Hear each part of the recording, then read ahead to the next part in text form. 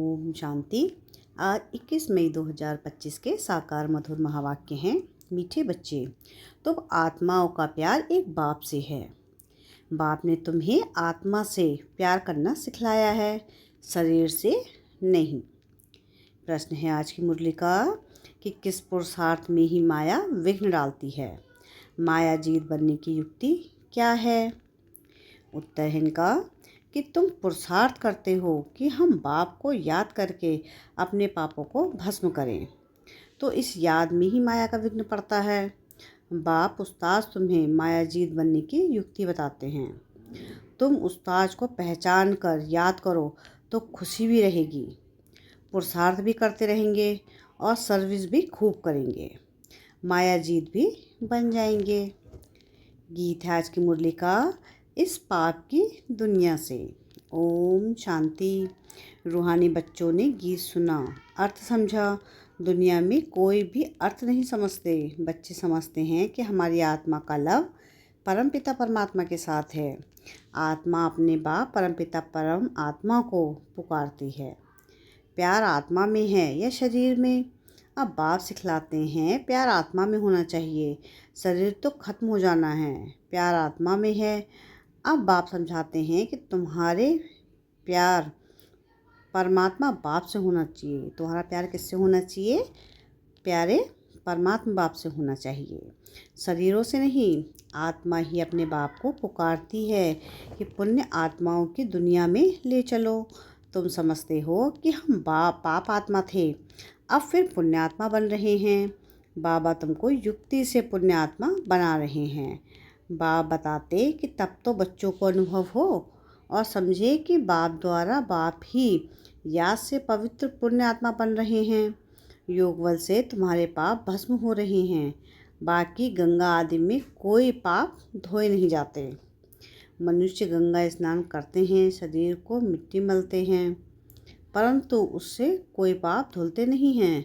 आत्मा के पाप योग बल से ही निकलते हैं, खाद निकलती है। यह तो बच्चों को ही मालूम है और निश्चय है कि हम बाबा को याद करेंगे तो हमारे पाप भस्म होंगे। निश्चय है तो फिर पुरुषार्थ करना चाहिए ना। इस पुरुषार्थ में ही माया विघ्न डालती है। रुस्तम से माया भी अच्छी रीति रुस्तम होकर लड़ती है, कच्चे से क्या लड़ेगी। बच्चों को हमेशा यह ख्याल रखना चाहिए कि हमको माया जीत जगत जीत बनना है। माया जीते जगत जीत का अर्थ भी कोई समझते नहीं। अभी तुम बच्चों को समझाया जाता है, तुम कैसे माया पर जीत पा सकते हो। माया भी असमर्थ है ना। तुम बच्चों को उम्मीद मिला हुआ है। उस उस्ताद को भी नंबरवार कोई विरला जानता है। जो जानता है उनको खुशी भी रहती है। पुरुषार्थ भी खुद करते हैं, सर्विस भी खूब करते हैं। अमरनाथ पर बहुत लोग जाते हैं। अब सभी मनुष्य कहते हैं कि विश्व में शांति कैसे हो। अभी तुम सबको सिद्ध कर बतलाते हो कि सतयुग में कैसे सुख शांति थी, सारे विश्व पर शांति थी। इन लक्ष्मी नारायण का राज्य था, कोई और धर्म नहीं था। आज से 5000 वर्ष हुए जबकि सतयुग था। फिर से सृष्टि को चक्र को जरूर लगाना है। चित्रों से तुम बिल्कुल क्लियर बताते हो। कल्प पहले भी ऐसे चित्र बनाए। दिन प्रतिदिन इम्प्रूवमेंट होती जाती है। कहाँ बच्चे मित्रों में तिथि तारीख लिखना भूल जाते हैं। लक्ष्मी नारायण के चित्र में तिथि तारीख जरूर होनी चाहिए। तो बच्चों की बुद्धि में बैठा हुआ है ना कि हम स्वर्गवासी थे। अब फिर बनना है। जितना जो पुरुषार्थ करते हैं उतना पद पाते हैं। अभी बाप द्वारा तुम ज्ञान के अथॉरिटी बने हो। भक्ति अब खल्लास हो जानी है। सतयुग त्रेता में भक्ति थोड़ी ही होगी, बाद में आधा कल्प भक्ति चलती है। यह भी अभी तुम बच्चों को समझ में आता है। आधा कल्प के बाद रावण राज्य शुरू होता है। सारा खेल तो भारतवासियों पर ही है। 84 का चक्र भारत पर ही है। भारत ही अविनाशी खंड है, यह भी आगे थोड़े ही पता था। लक्ष्मी नारायण को गॉड गॉडेस कहते हैं ना। कितना ऊंच पद है और पढ़ाई कितनी सहज है। यह 84 का चक्र पूरा कर फिर हम वापस जाते हैं। 84 का चक्र कहने से बुद्धि ऊपर चली जाती है। अभी तुमको मूल वतन, सूक्ष्म वतन और स्थूल वतन सब याद है, आगे थोड़ी ही जानते थे। सूक्ष्म वतन क्या होता है अभी तुम समझते हो। वहाँ कैसे मूवी में बातचीत करते हैं, मूवी बाइस्कोप्स भी निकला था, तुमको समझाने में सहज होता है। साइलेंस, मूवी, टॉकी तुम सब जानते हो। लक्ष्मी नारायण के राज्य से लेकर अब तक सारा चक्र बुद्धि में है। तुम्हें गृहस्थ व्यवहार में रहते यही ऊना लगा रहे कि हमको पावन बनना है। बाप समझाते हैं गृहस्थ व्यवहार में रहते भी इस पुराने दुनिया से ममत्व मिटा दो। बच्चों आदि को भल संभालो, परंतु बुद्धि बाप से के तरफ हो। कहते हैं ना कि हाथों से काम करते हुए बुद्धि बाप तरफ रहे। बच्चों को खिलाओ पिलाओ, स्नान कराओ, बुद्धि में बाप की याद हो, क्योंकि जानते हो आत्मा पर पापों का बोझ बहुत है, इसलिए बुद्धि बाप तरफ लगी रहे। उस मासूक को बहुत बहुत याद करना है। मासूक बाप तुम सब आत्माओं को कहते हैं कि मुझे याद करो। यह पाठ भी अब चल रहा है, फिर 5000 वर्ष बाद चलेगा। बाप कितनी सहज युक्ति बताते हैं, कोई तकलीफ नहीं। कोई कहे कि हम तो यह जरूर कर नहीं सकते, हमको बहुत तकलीफ भासती है, याद की यात्रा बहुत मुश्किल है। अरे तुम बाबा को याद नहीं कर सकते हो, बाप को थोड़ी ही भूलना चाहिए। बाप को तो अच्छी रीति याद करना है, तब विकर्म विनाश होंगे और तुम एवर हेल्दी बनेंगे, नहीं तो बनेंगे नहीं। तुमको रॉय बहुत अच्छी एक टिक मिलती है, एक टिक दवाई होती है ना। हम गारंटी करते हैं कि इस योग बल से तुम्हें 21 जन्मों के लिए कभी रोगी नहीं बनेंगे। सिर्फ बाप को याद करो, कितनी सहज युक्ति है। भक्ति मार्ग में याद करते थे अनजाने से, अब बाप बैठ समझाते हैं कि तुम समझते हो कि हम कल्प पहले भी बाबा आपके पास आए थे, पुरुषार्थ करते थे, पक्का निश्चय हो गया। हम भी राज्य करते थे, फिर हमने गवाया, अब फिर बाबा आया हुआ है, उनसे राज्य भाग लेना है। बाप कहते हैं मुझे याद करो और राजाई को याद करो, मन मना भाव अंतमति सो गति हो जाएगी। अभी नाटक पूरा होता है, वापस जाएंगे। बाबा आए हैं सबको ले जाने के लिए, जैसे वर वधू को लेने के लिए आते हैं। ब्राइड्स को बहुत खुशी होती है, हम अपने ससुराल जाते हैं। तुम सब सीताएं हो एक राम की, राम ही तुमको रावण की जेल से छुड़ा कर ले जाते हैं। रिवरेट एक ही है, रावण राज्य से लिबरेट करते हैं। कहते भी हैं यह रावण राज्य है, परंतु यथार्थ रीति समझते नहीं हैं। अभी बच्चों को समझाया जाता है, औरों को समझाने के लिए बहुत अच्छी अच्छी पॉइंट दी जाती हैं। बाबा ने समझाया है कि यह लिख दो कि विश्व में शांति कल्प पहले मुआफिक बाप स्थापन कर रहे हैं। ब्रह्मा द्वारा स्थापना हो रही है, विष्णु का राज्य था तो विश्व में शांति थी। विष्णु सो लक्ष्मी नारायण थे, यह कोई भी समझते थोड़ी ही है। विष्णु और लक्ष्मी नारायण और राधे कृष्ण को अलग अलग समझते हैं। अभी तुमने समझा है कि सुदर्शन चक्रधारी भी तुम हो। शिव बाबा आकर सृष्टि चक्र का ज्ञान देते हैं, उन द्वारा अभी हम भी मास्टर ज्ञान सागर बने हैं। तुम ज्ञान नदियाँ हो ना, यह तो बच्चों के ही नाम है। भक्ति मार्ग में मनुष्य कितना स्नान करते हैं, कितना भटकते हैं, बहुत दान पुण्य आदि करते हैं। साहूकार लोग तो बहुत दान करते हैं, सोना भी दान करते हैं।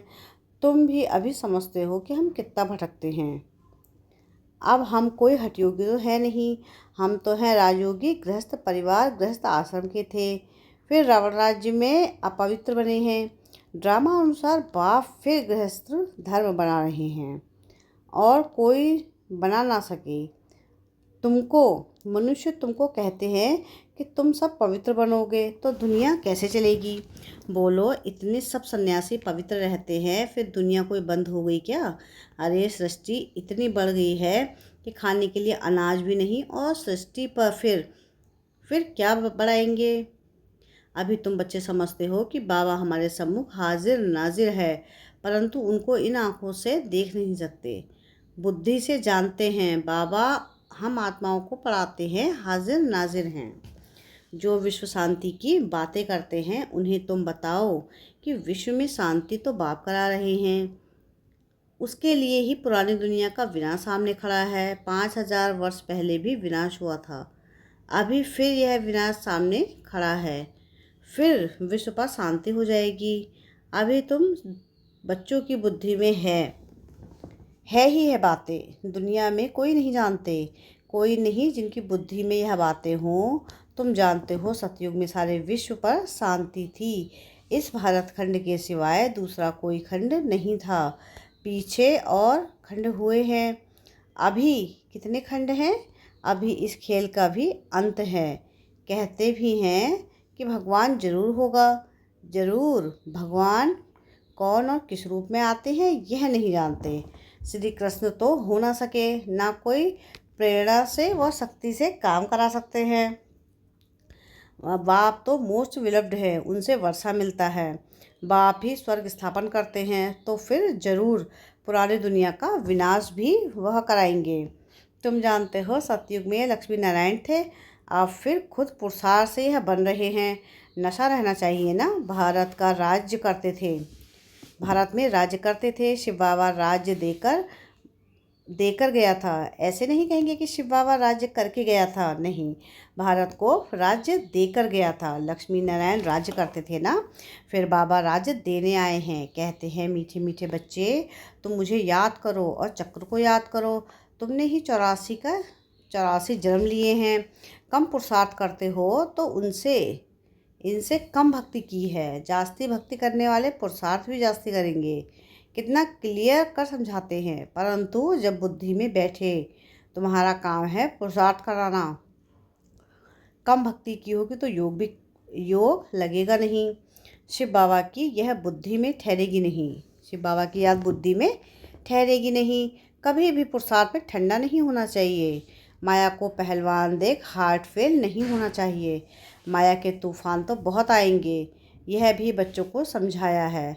आत्मा ही सब कुछ करती है। शरीर तो खत्म हो जाएगा, आत्मा निकल गई है, शरीर मिट्टी हो गया है, वह फिर मिलने का तो है नहीं। फिर उनको याद कर रोने से फ़ायदा ही क्या? वह चीज़ फिर मिलेगी क्या? आत्मा ने तो जाकर दूसरा शरीर लिया। अभी तुम कितनी ऊंची कमाई करते हो, तुम्हारा ही जमा होता है, बाकी सबका ना हो जाएगा। बाबा भोला व्यापारी है, तब तो तुमको मुट्ठी चावल के बदले 21 जन्मों के लिए महल दे देता है। कितना ब्याज देता है? तुमको जितना चाहिए भविष्य के लिए जमा करो, परंतु ऐसे नहीं कि अंत में आकर कहेंगे जमा करो, तो उस समय लेकर क्या करेंगे? अनाड़ी व्यापारी थोड़ी ही हैं, काम में आए नहीं और ब्याज भरकर देना पड़े, ऐसे का लेंगे थोड़ी ही। तुमको मुट्ठी चावल के बदले 21 जन्मों के लिए महल मिल जाते हैं। कितना ब्याज मिलता है? बाबा कहते हैं कि नंबर 1 भोला तो मैं हूँ। देखो तुमको विश्व की वासाही देता हूँ, सिर्फ तुम हमारे बनकर सर्विस करो। भोलानाथ है तब तो उनको सब याद करते हैं। अब तुम हो ज्ञान मार्ग में, अब बाप की श्रीमत पर चलो और बादशाही लो। कहते भी हैं बाबा हम आए हैं राजाई लेने, सो भी सूर्यवंशी में। अच्छा, तुम्हारा मुख मीठा हो। अच्छा, मीठे मीठे सिखलते बच्चों प्रति माता पिता बाप दादा का याद प्यार और गुड मॉर्निंग। रूहानी बाप की रूहानी बच्चों को नमस्ते। हम रूहानी बच्चों की रूहानी बाप दादा को याद प्यार गुड मॉर्निंग और नमस्ते। शुक्रिया प्यारे बाबा, शुक्रिया। धारणा के लिए मुख्य सार है। सार की पहली पॉइंट है कि श्रीमत पर चल, बादशाही लेनी है। चावल मुट्ठी दे, 21 जन्मों के लिए महल लेने हैं। भविष्य के लिए कमाई जमा करनी है। सेकंड पॉइंट है कि गृहस्थ व्यवहार में रहते इस पुरानी दुनिया से ममत्व मिटाल कर पूरा पावन बनना है। सब कुछ करते बुद्धि बाप की तरफ लगी रहे। वरदान है आज की मुरली का, मनसा स्वभावना द्वारा 1-2 को आगे बढ़ाने वाले विश्व कल्याणकारी भव। यदि कोई कुछ रॉन्ग कर रहा है तो उसे पर्वत समझकर रहम की दृष्टि से परिवर्तन करो। डिस्कस नहीं करो। अगर कोई पत्थर से रुक जाता तो आपका काम क्या है? पार करके चले जाना या उसको भी साथी बनाकर पार ले जाना। इसके लिए हर एक की विशेषता को देखो, कमियों को छोड़ते जाओ। अब किसी को भी वाणी से वाणी से सावधान करने का समय नहीं, लेकिन मनसा शुभ भावना द्वारा एक दूसरे के सहयोगी बनकर आगे बढ़ो और बढ़ाओ, तब कहेंगे विश्व कल्याणकारी। स्लोगन है आज के मुरली का, दृढ़ संकल्प की बेल्ट बांध लो तो सीट से अपसेट नहीं होंगे। अब व्यक्ति सारे हैं आज के, रूहानी रॉयल्टी और प्योरिटी की पर्सनैलिटी धारण करो। प्रत्यक्षता का सूर्य उदय तब होता है जब पवित्रता की शाम चारों ओर जलाएंगे। जैसे वो शमा ले करके चक्कर लगाते हैं, ऐसे पवित्रता की शमा चारों ओर जगमगा दो, तब सब बाप को देख सकेंगे, पहचान सकेंगे। जितनी अचल पवित्रता की क्षमा होगी, उतना सहज सभी बाप को पहचान सकेंगे और पवित्रता की जय जयकार होगी। अच्छा, ओम शांति।